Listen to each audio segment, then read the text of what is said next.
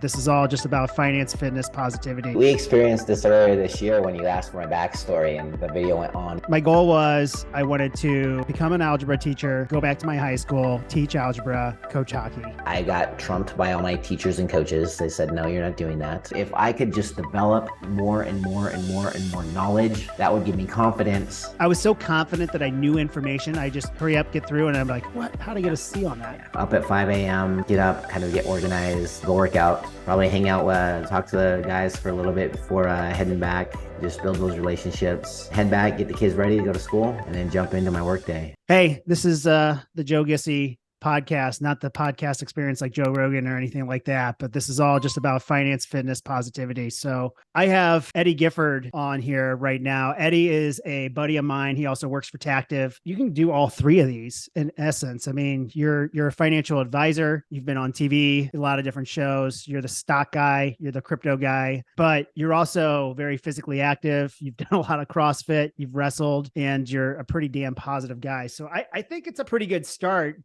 Just get into it. Like, tell me a little bit about your background, but don't go too far. We only got an hour, man. I know how you Yeah. Hey, we experienced this earlier this year when you asked for my backstory and the video went on and on, right? So well, between you and me and the other guy, the three of us, each of us did a 20-minute dissertation on kindergarten on up, and right. That was fun. Yeah. So I mean, I come from a family. My dad was a construction worker. He did concrete, and really just instilled the idea of hard work at a young age. Can't be afraid to roll up your sleeves and go out there, but there were always expectations. You were expected to get straight A's in our family. You were expected to do your best in whatever you chose to do. You were expected to finish anything you started. So it wasn't like, oh, I'm going to try baseball. Sorry to cut you off. Did you get straight A's? I did. Oh, okay. Right. I was actually I got a couple of B's in high school, I guess. I was actually like a 4.64 GPA. So mostly A's. My wife trumps me because she was the dean's medalist of the School of Business at Fresno State where we met. So I was a B student. I was a B student in high school, B plus, and a C student in college. Well, obviously C plus to B, somewhere in there. Yeah, I had my moment. I had my moment in college where I think we all have that moment where we're just lost and we're like, hey, I don't know what I want to do. And it's always funny that when I think about it, you're 17, 18 years old going to college and they're asking you, what are you going to do for the rest of your life? And I'm like, I have no idea. Even after I was almost done with a math degree, and I was like, I don't think I want to be a math teacher anymore. And so, fortunately I ended up finding finance, but hey, before we get into that, I'm going to interrupt you a lot, actually, just because now that I'm thinking about this. What's interesting about what you just said, so I changed my major 3 times, but you were a math major? I was math and finance. I probably have 17 minors, I swear. Yeah. I wanted to be a math teacher. Like my whole goal, my dad and I actually laugh about this. My goal was I wanted to become an algebra teacher, go back to my high school, teach algebra, coach hockey. That was like the goal back then. I got into calculus. I are the same person. That's funny. Yeah. My calculus teacher was so strung out. He was like, you don't want to do this. You don't want to teach kids. And I was like, okay, I better change my major. I changed to history. And I was like, what am I going to do with history? I love history, but didn't do it. And then finally I ended up with business marketing. So funny how things work. Yeah. No, it's like my plan was the same. I was going to be a math teacher and wrestling coach. I started wrestling when I was 5 years old. That was what I was going to do.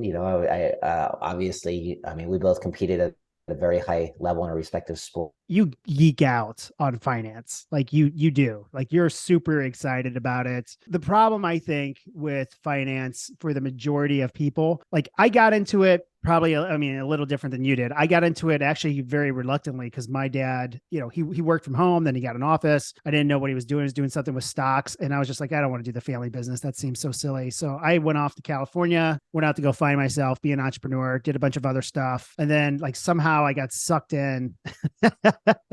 What did it for me actually was I was at this Get Motivated seminar that Monster Energy actually sent me to. There was this presentation from TD Ameritrade about 3 green arrows means you buy, 3 red arrows means you sell, and you're going to buy options and sell options. I was like, it can't be that easy. They go, tell me it's not that easy. And they go, for $99, you can come to our weekend course. I go, oh, they're going to get me. I don't want to spend $99 and go to this. I know what they're going to do to me here, but I did it anyways. And then I went, and then, I got some information. And then of course they try to sell you on the next level of $10,000 to go to the next level and learn more. And then I didn't do that, but I started like playing with stocks. Like that got me to start playing with things. And then I called my dad and he goes, you're being an idiot. I'll teach you what to do with this stuff.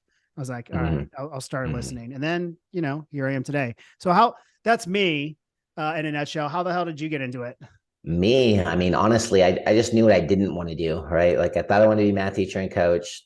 I got trumped by all my teachers and coaches. They said, no, you're not doing that. And then, part of the deal when I was in school was I would come home in the summers. I would coach the junior national wrestling team, and I'd work construction with my dad. So I'm out there pouring concrete in 110 in Las Vegas. So I knew exactly what I didn't want to do. Like I definitely did not want to be doing construction and concrete for the rest of my life. I was like, okay, so that is a definite no. I loved teaching and coaching. Like when I would coach the kids, I was always like really good at like getting the kid that was like needed that extra 10% to become All-American and get to the next level. Like I was always good at like pulling that out of people and getting them to that next level. And so it kind of just like happened that I fell into a finance class in college and was like, oh gosh, this is numbers and it's practical application. This is awesome because I'm a numbers nerd. And then as I was getting through and finishing all that up,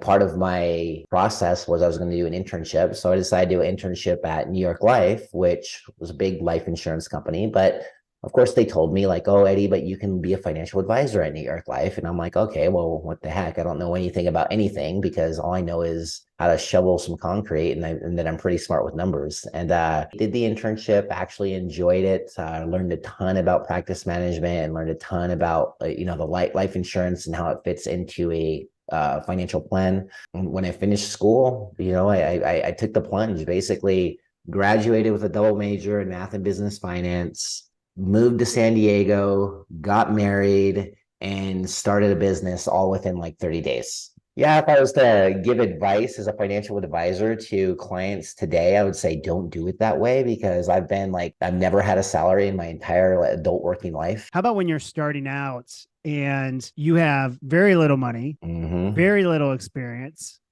and you have to tell people what to do with their $1 million? Yeah, that was hard. I mean, so when I came into the business, I was 25 years old. I had no gray hair. I was green. It definitely, and I didn't come from like my dad did it, like I was just like, in it. No, stop. Don't get me wrong. I love my dad. He's an awesome guy. He did not help me with anything.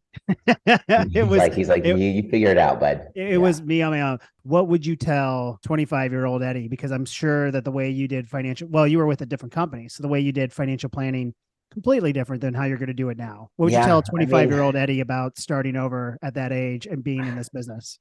I don't know if I'd say anything, that would really like be different. I think that it's just stick to it. And I think that I would say, focus on the complete picture earlier, because when I first got started, especially at New York Life, it was all about life insurance. And so it was like, we're just focusing on life insurance. And then I decided I didn't want to be a life insurance agent. What's that? How did you get people? Well, that was the hard part, right? That's the hard part now for everybody. That's the hard part always. But I mean, the way that we did it was we basically wrote down everybody we knew on a piece of paper, and it was supposed to be a Project 200, right? Write down 200 names that you either know or you can get an easy introduction to, and then you start calling them, right?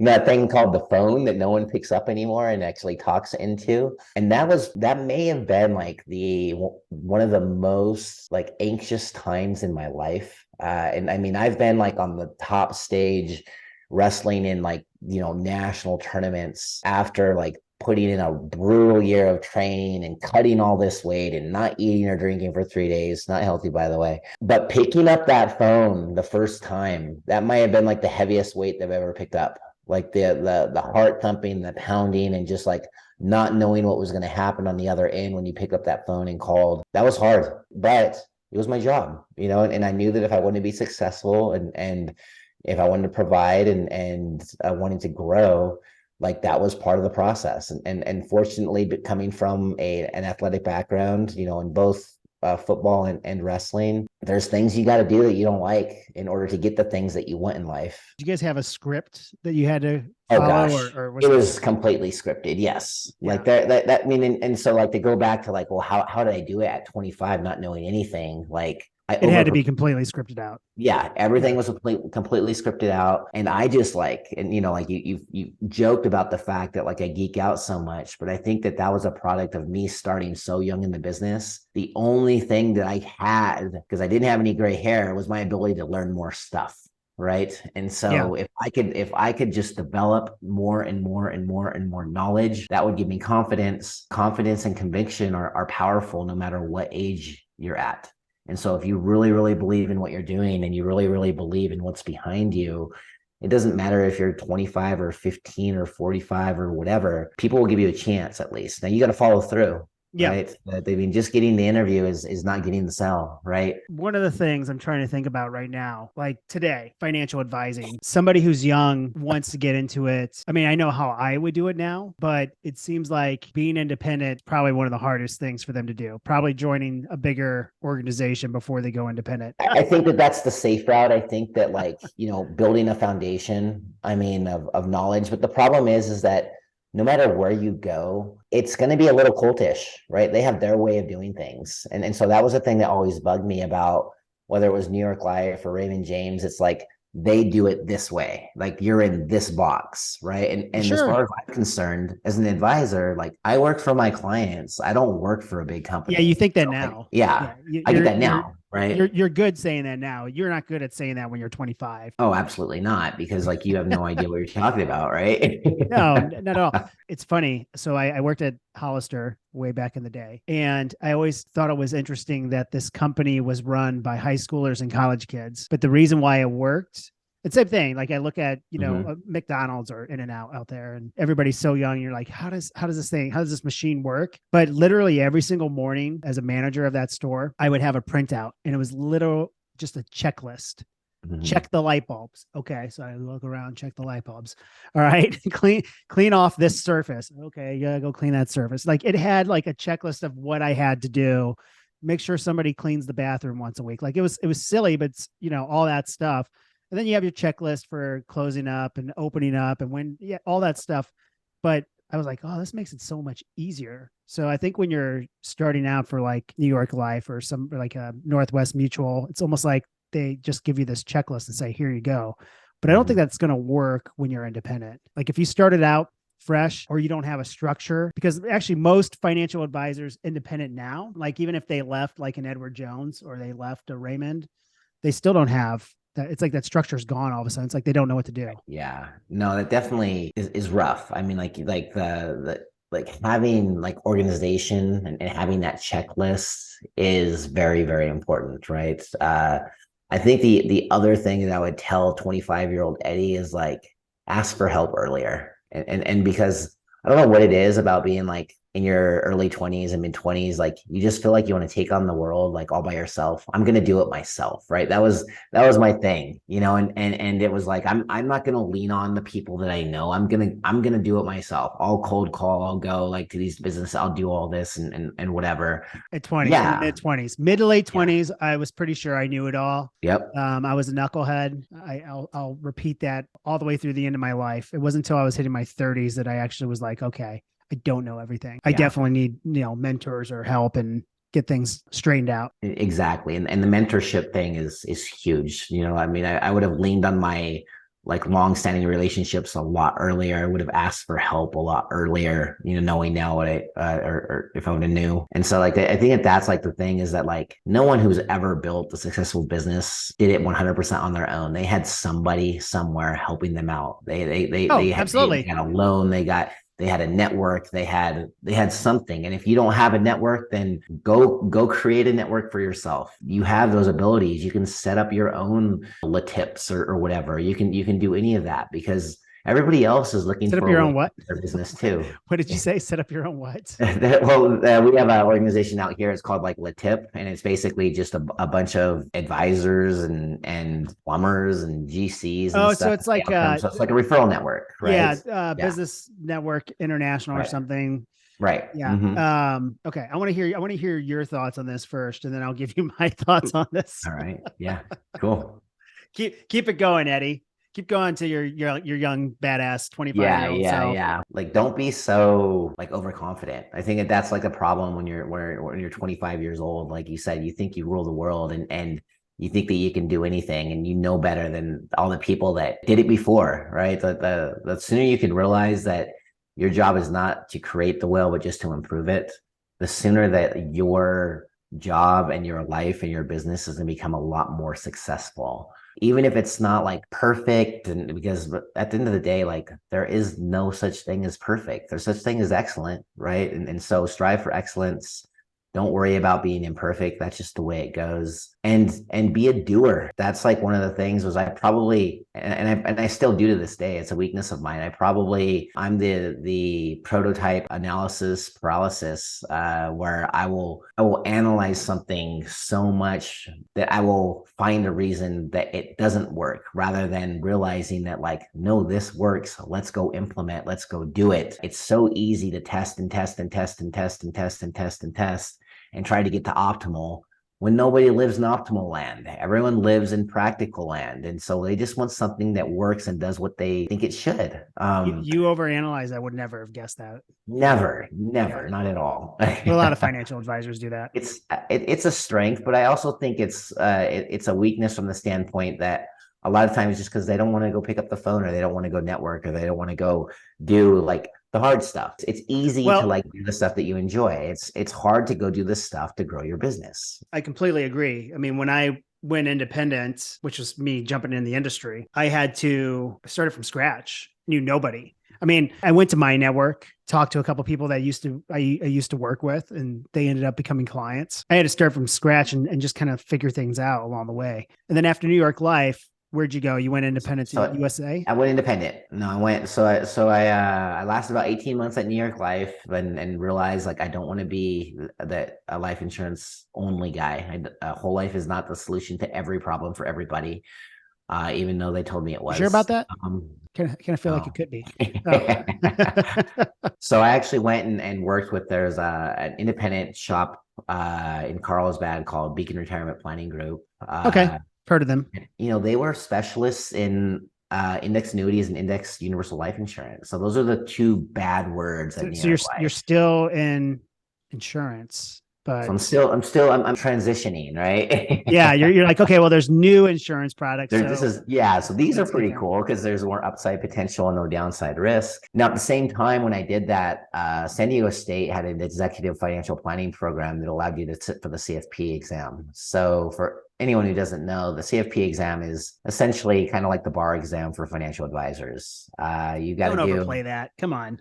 No, it's the truth. Oh, okay, 50% pass rate, bud. Just the bar doesn't have anything to do with whether or not you are a capable financial advisor. I mean, but we got to remember, they sold you. You drank the Kool-Aid of the CFPs. I'm 26, 27 years old, man. I need those letters behind my name so that people will listen. That I will agree that if you're younger and you're starting out and you can do it while you're still in school mode, I think once you start getting into real world practicality, I think it's only come up once or twice out of the hundreds, if not 1,000 people that I've seen in my career. Right. Because if you're talking like, I think, actually, I'll just tell you this really quickly. This is really funny. I did my first workshop. This was at Mastro Steakhouse in Westlake Village. And I was doing the talk on taxes, lowering your taxes in retirement. This lady, very first lady, came in, had about $5 million, and I was like, whoa, that was the biggest I'd seen to date. And she goes, well, you're not a CFP. And I go, yeah. She goes,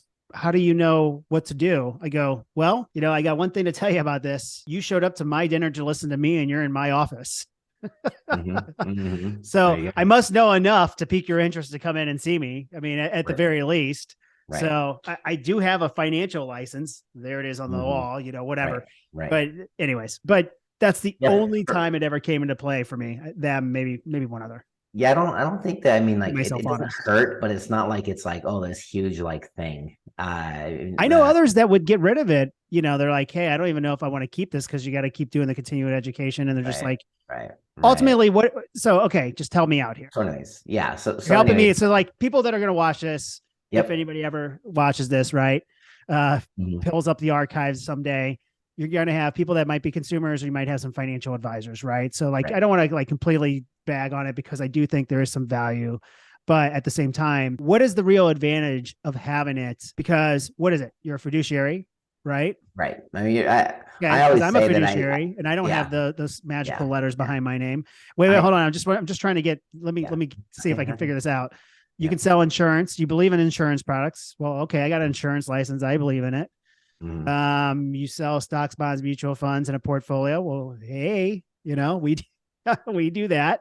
Right. I believe in alternative investments. I believe in putting a full service financial plan together, and I believe putting people's best interest in front of my own. Right? Yeah. I would say Your in rebuttal, general, your rebuttal, gentlemen. well, yeah. Well, unfortunately, Joe, I would say you're the exception, not the rule. I mean, you know that you recruit advisors, and Oh, you, come on, I you do come into not. They just you love to talk to me. oh yeah, yeah. You come into contact with a lot of people that you would definitely not work with or not recommend that anyone you know work with. I And agree. I agree wholeheartely with that. I'm yeah, giving you crap just because I know you. I highly respect anybody that wants a higher education and to do the designations because I do think there is value in all honesty. And I looked into it myself. Had I kept going down the path, I probably would have done it just because, right. honestly. Yeah, I think that it was just like a logical next step for me. I was also really young. Like I said, it was a confidence thing for me and others also. I was in school mode, so it was easy for me, like Yeah, taking that's tests and that's doing the that. Like challenge. that. And you got straight A's, so like crap like And, that's and easy school for was you. always easy for me. Yeah. So Yeah. like it wasn't like a test was like tests have always been like, oh dude, I got this. Like tests like that's just game time, right? That's when you're on the mat, that's when you're on the field. Like that's just game time. So that's how it was for me at least. No, so I was the guy that could always do a presentation, that could always do the homework. I was the guy that sucked at the test. And it Mhm. wasn't that I didn't know the information, but I hurried. I didn't learn how to take tests till much later. It took me a while. Yeah. Yeah. And Yeah. learning how to take tests simply for me would have been just slow down. But I was Hmm. like, I was so confident that I knew information. I just hurry up, get through. And I'm like, what? How to get Yeah. a C on that? Yeah. I knew all Yeah, that. I can remember. I definitely rushed too, but my issue was always I just wouldn't read that whole dang question. I'd always miss the knots and the don'ts, like Yeah, in that was my college. problem. Like I would I did we'd always not joke. miss it. I'd always joke with my wife because I pretty much tutor her in like half of the accounting and finance classes in college, and she got a higher grade on every test than me because she Yeah. would read the question and I wouldn't. But yeah, so I mean, I decided to do the CFP. Like, I knew that like Beacon wasn't like my end game, and once I finished the coursework and set for the CFP and passed the CFP, this was like 08, 09 ish. So like this is when the world was falling apart Yeah. last time around, right? Different times, similarities for sure, but at that point, I decided to start my own company. I affiliated with a broker dealer called USA Financial. They were a broker dealer, RIA, Good group insurance of shop, guys. like all under one I roof. know them. Yeah, Yeah, they're actually good guys. they're I know they're their they're president. awesome. They I were. don't I mean, know him like know him, but yeah. he knows my name. I know his name. We've met. Yeah. Well, Mike and Brett were super cool. Like they did a good job of like kind of building community among the advisors. And so like that was very helpful because I was still, I was only 3 years into the business. But I just took it as like, okay, so now this is kind of my opportunity to take what I learned at New York Life, take what I learned like about like these cool other insurance products, take what I learned, through all the CFP coursework and everything and kind of like put my own spin on it. So that's where I started the Gifford Group, which later became Gifford Planning Strategies. And I ran with that for about 10 years and then just basically kind of hit, you had mentioned earlier structure and like I kind of hit Yeah, a point where I felt like there was kind of a roof over my ceiling and I didn't know how to break through it. And so I either had to spend like a ton of money figuring it out, or I had to find somewhere else that maybe already had all those systems and everything and all that structure sure. in place. And so that's when I decided to actually go back in the corporate world, like indirectly. So I went into the independent channel of Raymond James with a company called Nevada Family Wealth. Awesome firm, awesome people. and jumping in with them just took my practice from like a planning and from like a implementation standpoint to another level, just becoming much more proactive, having systems, having structures, having all of that stuff. And I'd probably still be with them, except for I just didn't agree with the investment methodology that we were pitching for everybody. It was like I was at New York Life all over again.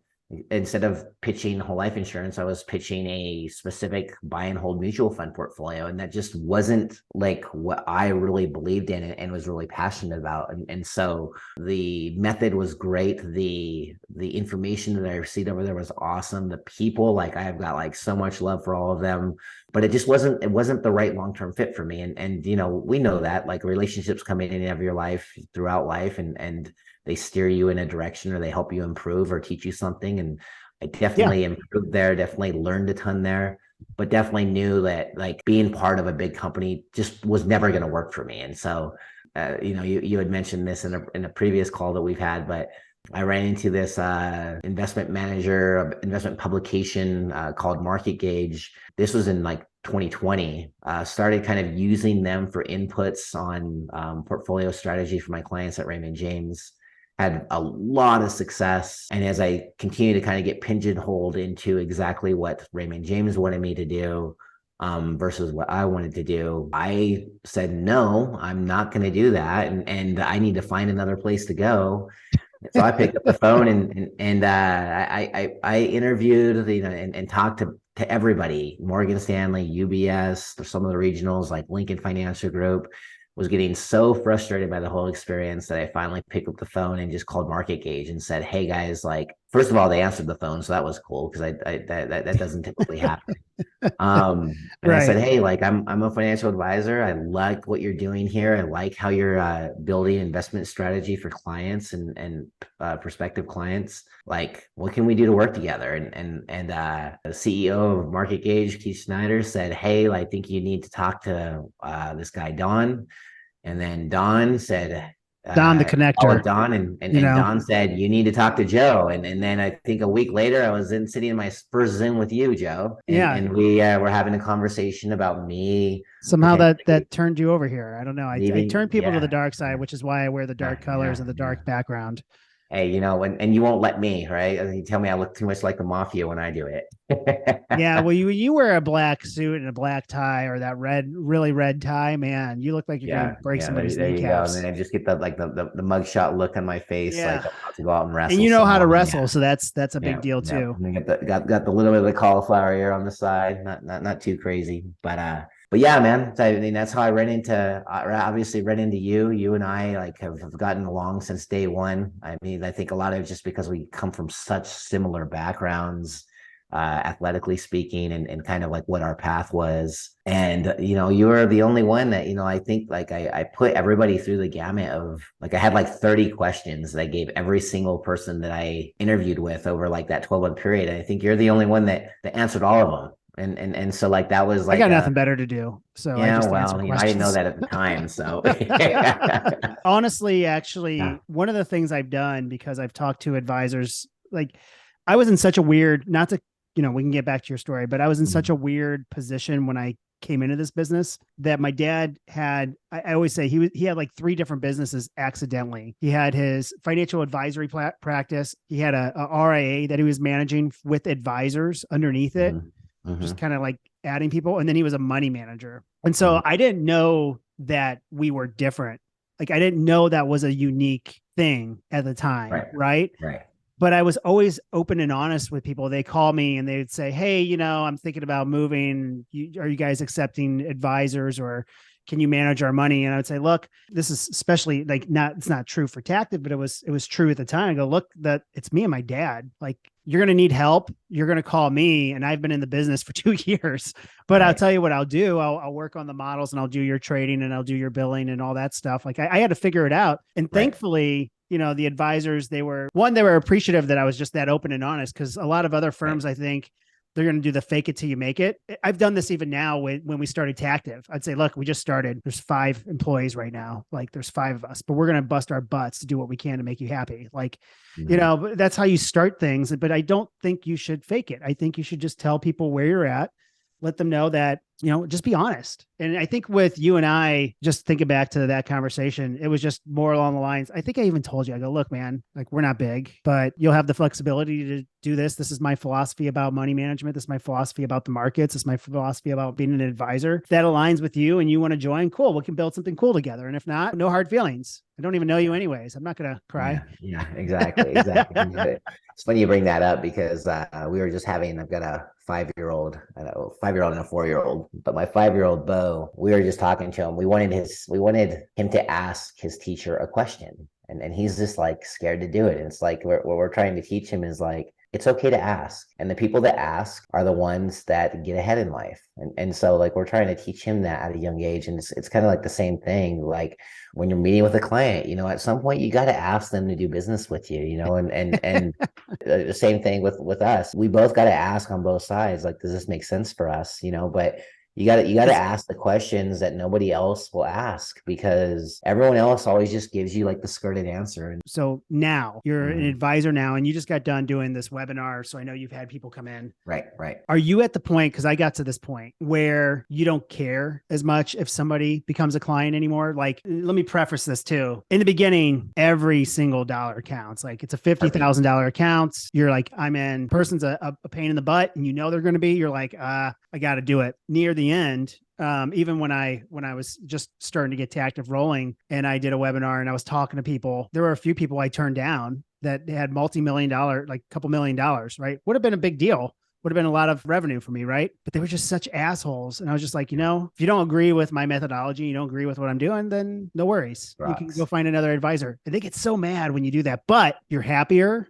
And I feel like it's easier to close when you have that attitude, right? Because you're not desperate. I agree. I think, like obviously when you get started, do they have a pulse? Okay, they're a prospect. Yeah. Right. But now I agree with you. Like I've got something good to say. You're going to move forward or you're not. And if you don't, I'm going to find someone else who will. I don't need to cater and change the way I do things for each person to make them happy. Like we have a way that we do things that works. It works well. Just like in wrestling, like I'm going to show you, this is how you do the move, right? This is how you do it. Yeah.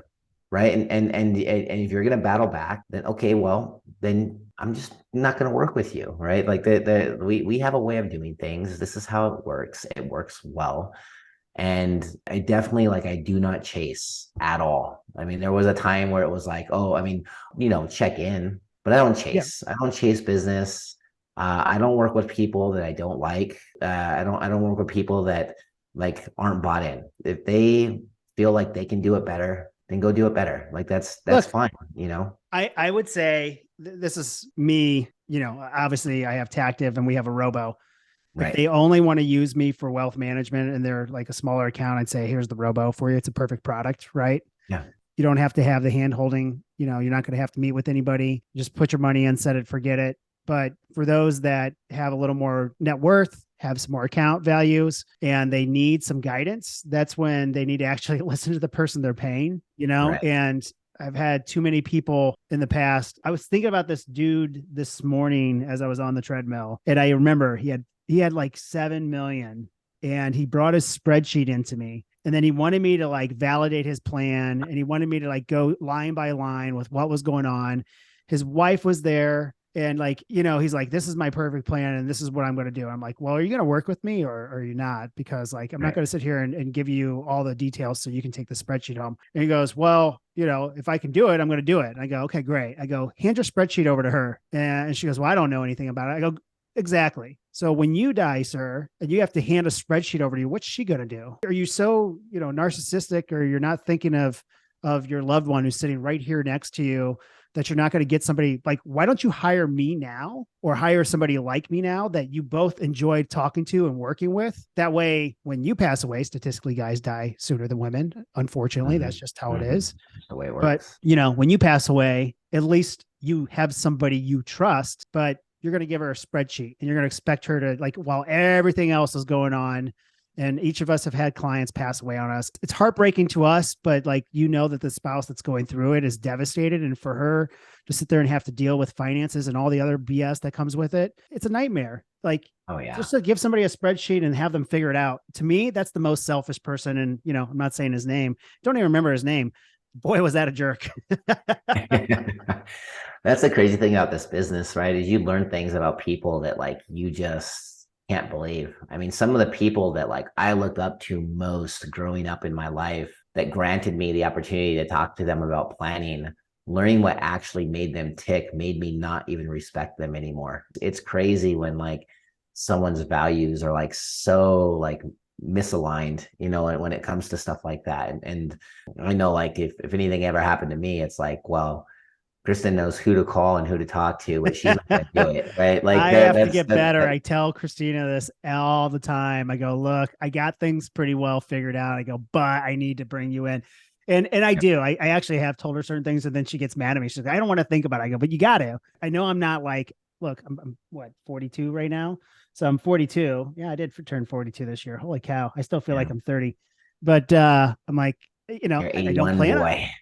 don't plan on going anywhere anytime soon, but here's Right. this and this, and We just updated like our trust and everything. Kristen completely redid it. She's an estate planning attorney, and she shameless plug. yeah, there you go, right? You gotta get in there, man. But yeah, like we start thinking about this stuff, and then she brings up stuff that I don't even think about, and I'm a financial planner. I'm like, huh, interesting. Well, You start, and yeah, but it's not like I'm immune to kind of thinking about it now because it's just like so normal for me. And I forget that like people say like the one thing about me is like I'll ask the awkward questions and won't even have a second thought about it.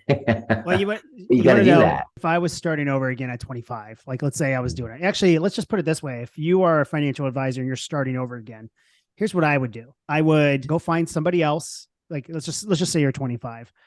Mhm. I'd search around who are other 25-year-olds that are in estate planning, who are other 25-year-olds that are CPAs, and offer like take them all out to drinks or lunch, probably drinks at that age. Get an attorney in there. The people that you need that you don't know the answers because you don't know all those answers and you're going to screw some planning up. And then I would say, let's form an office together. And then, as a team, we're going to go ahead and attack this plan together. So that way you've built your little network inside this circle, but you're working together. We try to do it too late. Like if we try to do it at our age and like we contact the CPA, they're like advisors are doing that all over the country right now. That's like the Right, new of thing. course. Well, it's not even Right. the new thing. It's been going on for like the last 5 or 6 years. They're like, oh, we got to get into the CPA network because now we're going to get all these referrals. And you had a couple of advisors that had a lot of success doing that. But then they're all weary. They're like, why are all these advisors all of a sudden calling me and reaching out to me? Like clearly they want my network. What are they going to do for me? Because most people have actually almost everybody, unless you TurboTax yourself, you have somebody that does your taxes or you have somebody helping you manage your business accounting Right. and finances. Not everybody has a financial advisor. A lot fewer advisors to people than there are accountants and CPAs to people. Absolutely. Well, I think too that like, you've mentioned it in the past, but it's like not everyone has a financial advisor, but everyone thinks they're like an expert in finance. Yeah, I mean, we've seen it these last couple of years where we've had some crazy things happen. We've had stocks like GameStop go up like I don't even know what the percentage, just astronomical percentages. You've been That on just TV. You should know the that percentage. that just the yeah no I don't focus on meme stocks. Okay, that's not one of the things I'm known for.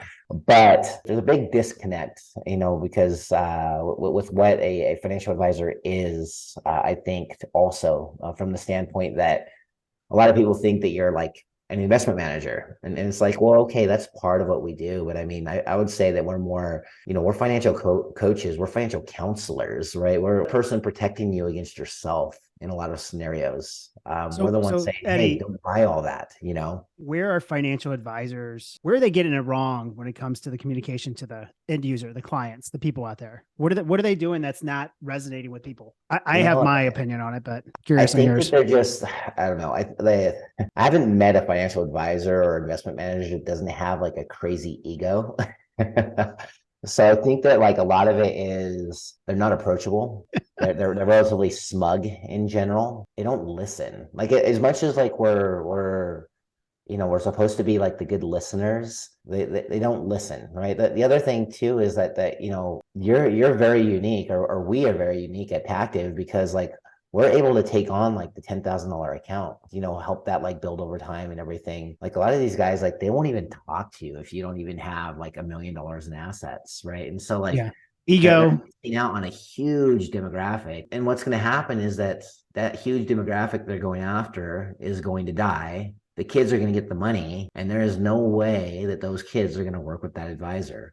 So I think it's just a lack of approachability in general, and then just not being willing to actually educate the people that need it. I think are two Agreed. things that they don't do. I think ego is one of those main drivers that turns people off. I think their financial life is inauthentic. I've been to so many of these trainings from the top people, and you watch their presentation, and their presentations are there. You know, it's not real. And I have an example. There was one guy who was like the guy at this one marketing organization I was a part of.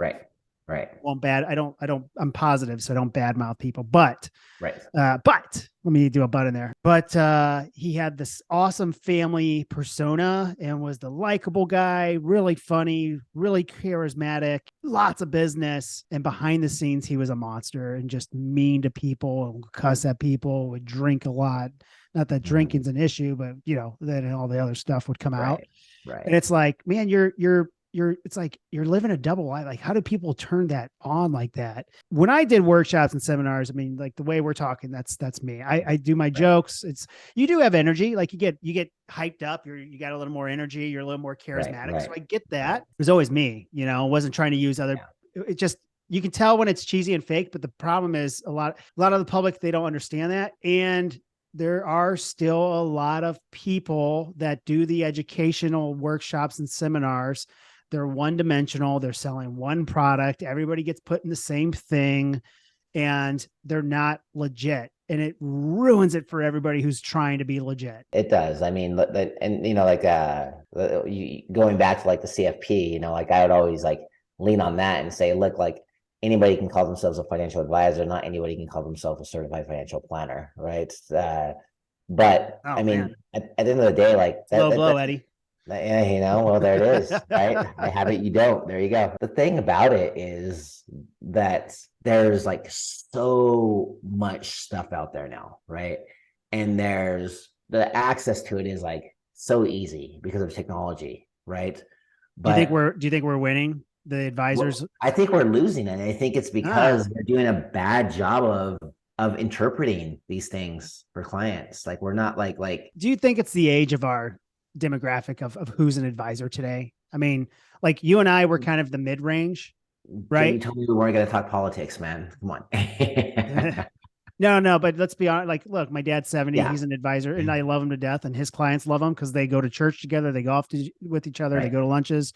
Like he's old school, and it's funny for me to say old school, but he is. And there are a lot of advisors that are fine still doing that. But when you say we're losing, who are we losing to when it comes to this education at this point? I mean, I feel like, part of it is we're losing the headlines, right? I mean, we're losing the outlets. We're losing to like media moguls. Like, I mean, the Dave Ramseys of the world, don't hurt my hero. Yeah, of course. But like we're losing to the meme stocks. Like we're losing to these like social media influencers. Like that are pitching something that they're just doing a better job of like showing like the what ifs of wealth, right? I mean, at the end of the day, but they make it interesting is that you can only like 1 out of 1,000,000, 1 out of 1,000,000,000 are going to get lucky on a stock, right? The people that are the people that can actually experience what these individuals are projecting are the people that actually have a sound plan, working with someone who can interpret what's actually what some of these things actually mean and can actually cut through all the noise. Like there's so much noise out there. And yeah, on the one side, like, the guys, the 60 plus, like they just don't get it and they just don't care. They're not gonna, like my dad, he's not a financial advisor, but he ain't changing. I promise you that. Like he's going to be him. He's not going to adapt and adjust or anything. Like that's not the world they came from. And so I think that's like the hardest thing to overcome is that, I mean, I remember like, well, the first time I got like the Bitcoin question, it's like, I'll actually look into it for you and I'll be able to interpret it and I'll be able to like break down what it is and how it works and all of that. But Most people aren't. It's dumb. Or no, everything should just go into an annuity. Or, oh, no, everything should go into real estate, right? Or everything should go into growth mutual funds, right? Like it's no, like we have all these tools at our disposal. We've got we've got like the biggest as a financial advisor, we've got like the every tool that you could ever potentially think of to use to implement a project and to accomplish any goal or objective. Most advisors are only using a hammer and a nail, right? Or a screwdriver and a screw, and that's it, right? They're not using anything else. Yeah, when the shiny new toy down the street is being advertised on social media, people flock to that instead of,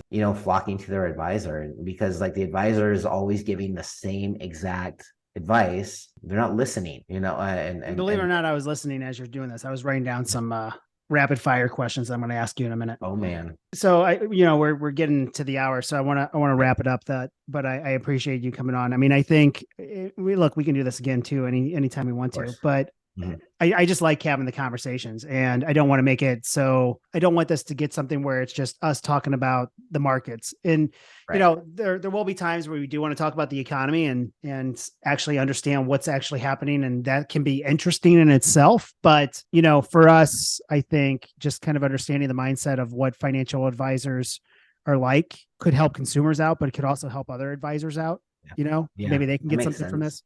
So I think too that sorry to cut you off. No, it's all right. I cut you off all the time. You would ask the question, why are we losing? I think another reason that we're losing, is that we're too one-dimensional, right? Or we're not sharing the other stuff. It goes back to being relatable. Like you said, no, you're wrong today. No, you're off. You're wrong. You think so? We just don't have the attention. We're boring. Yeah. Well, that's it. I just had this talk with Zach, because he was worried because of all my crazy digital marketing ideas. And he actually didn't think it were crazy, but I'm just saying that now because it's more fun to be a mad scientist. We have no attention.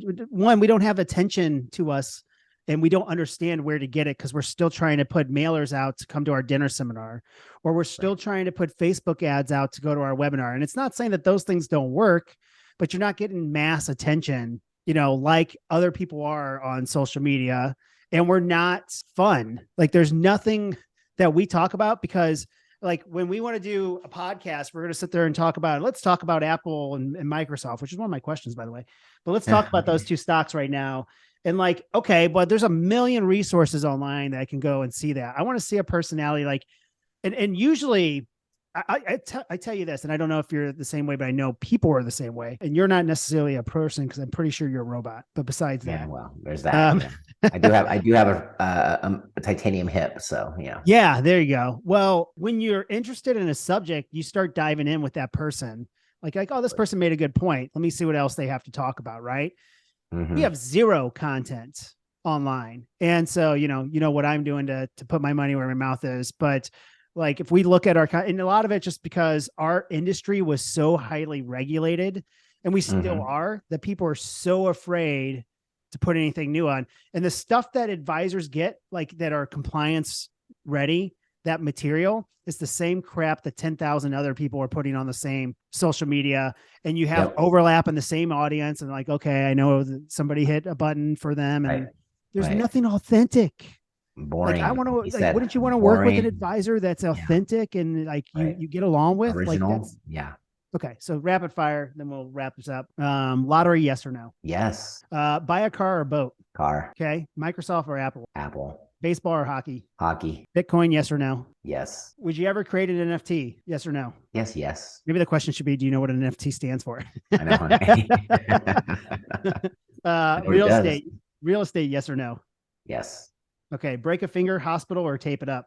Tape it up. Yeah, that's the best way. Gatorade or water? Water. Los Angeles or New York? LA. All right. That was my last 10 just random questions that I thought about as you were droning on. Well, thank you, Joe. I wouldn't say that to any other guest if I didn't know them personally, like you. But no, I think that to go back to kind of beginning, I think that the biggest thing that we're missing is we're boring. We're not authentic. We're not out there being us. We talked a lot about a lot of different things. I mean, my passion in life is my family. My passion in life is my fitness. I train jujitsu 3 days a week. I run 2 days a week. I do CrossFit 1 day a week. My wife kicks my butt, so then it takes me a week to get to put my ego away before I'll actually work out with her again. You gonna start an Instagram with your shirt off or something? Like, what are you getting at? I mean, all I'm saying is that like my clients know that about me, right? Yeah. But a lot of clients don't know anything other than like, oh, he's my money guy, right? They don't know that he's that their money guy has 2 kids and that he wrestled and that I mean, like I try to practice what I preach, right? So of course I always get the do you work out question. I'm like, no, absolutely not. Completely not authentic. I don't do anything. Yes, I try to eat healthy. I work out every day. Same thing with my business. Like I'm proactively always trying to improve in whatever way I can, whether that's finding the new best strategy or just making sure that like we're following up in a timely manner. So, but I think that's that's the thing, right? And the other thing is just like I'm a firm believer that every day you move forward or you move backwards. You never just stay the same. And so like you have the choice every day to take a step forward or backward. And Only go sometimes, forward. unfortunately, you're gonna get knocked backward, right?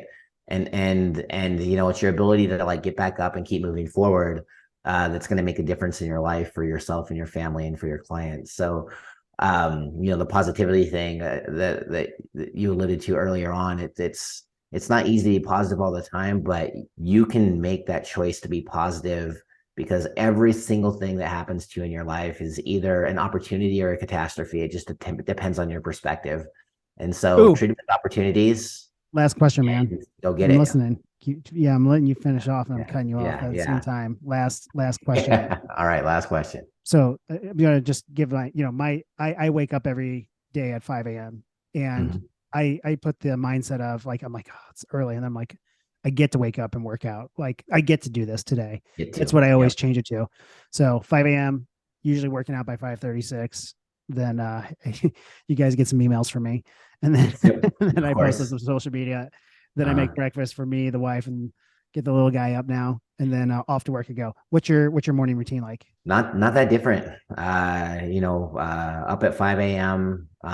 Get up, kind of get organized, go work out, finish do the workout, probably hang out, talk to the guys for a little bit before heading back, just build those relationships.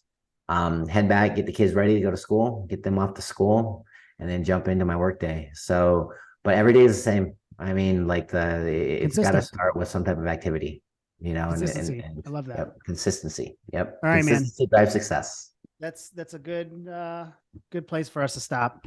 I appreciate it, Eddy. Eddy Gifford, CFP, clearly better than me, with that CFP. Awesome. Thanks, man. I appreciate it. I'm going to hit stop now. We'll move on. All right. Thanks, Jeff.